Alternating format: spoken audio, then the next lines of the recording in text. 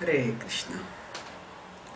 Biological hunger is need, but sensual hunger is greed. Biological hunger refers to the body's call for food.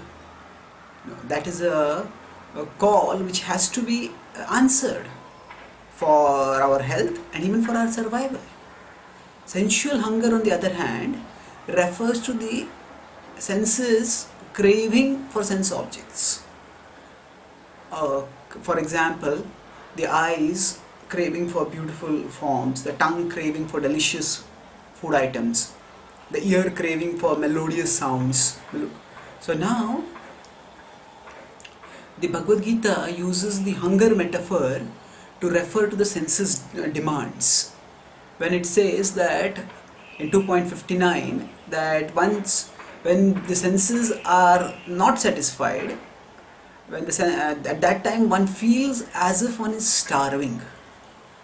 So vishaya vinivartante niraaharasya dehinah rasavarjam rasopyasya param drishtva nivartate. So vishaya vinivartante. When the sense objects, one keeps away from them. Vinivartante, one stays away from them. Niraaharasya dehinah. The dehinah, the soul who is embodied, feels as if I am nirahara. I am not getting the food. Rasavarjam rasopyasya rasavarjam. One gives up the rasa. One decides I will not indulge it. Varjam. But rasopyasya. So the first rasa refers to indulgence, and the second rasa refers to the desire for indulgence. So one gives up the indulgence, but the desire for indulgence remains. The taste, the longing remains. But then param drishtva nivartate. Param drishtva. Once one gets a spiritual sight, spiritual vision, Srila Prabhupada translates this as higher taste, then what happens? Param nivartate. One becomes peaceful. One is able to be situated in renunciation. So now, what does this mean? This actually means that, firstly, the hunger, sensual hunger that is there, it is just like hunger. Just as when we are hungry, we feel restless, agitated, without peace. Similarly, we feel like that when the senses are not provided sense objects.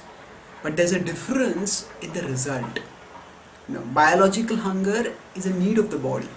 That's why once we eat the proper food, the hunger gets satisfied. Of course, the hunger may come back after a few hours, but that is again a biological need, just like a vehicle needs fuel for running. On the other hand, the sensual hunger, it's a greed, and the nature of greed is that it is dushpuran, it is insatiable. So, when that greed of the senses is satisfied, then it blazes forth more and more. Just like when you put fuel in fire, then the fire blazes all the more fiercely. Now, of course, if you put a large amount of fuel in fire, for a few moments, the fire appears to subside. But that is only till the fuel catches fire, and then zoom, it blazes much more.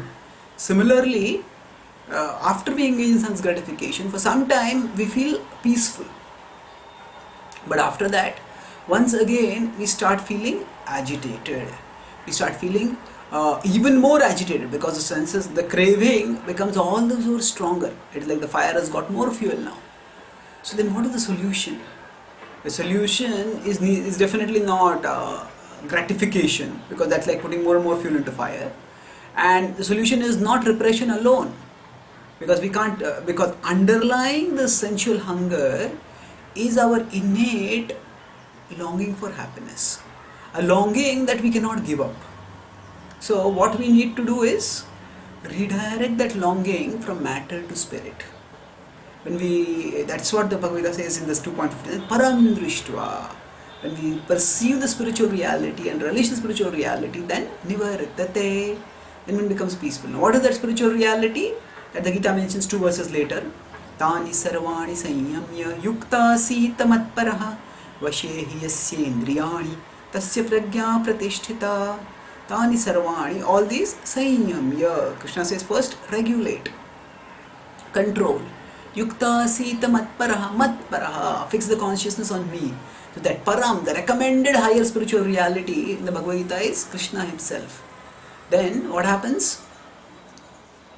Matparaha. And fix the consciousness on him, then Vashehi yasendriyani. Vasha means to bring under control, to conquer. So one is restraining and initially, then fix the consciousness on Krishna, then one is not just able to control the senses, but one conquer the senses. And tasya pragya pratishtita, such a person is wise.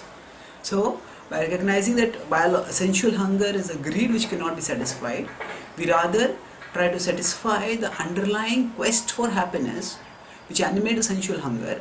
How do we satisfy that quest for happiness? By directing our consciousness and our heart towards Krishna in loving devotion. Thank you. Hare Krishna.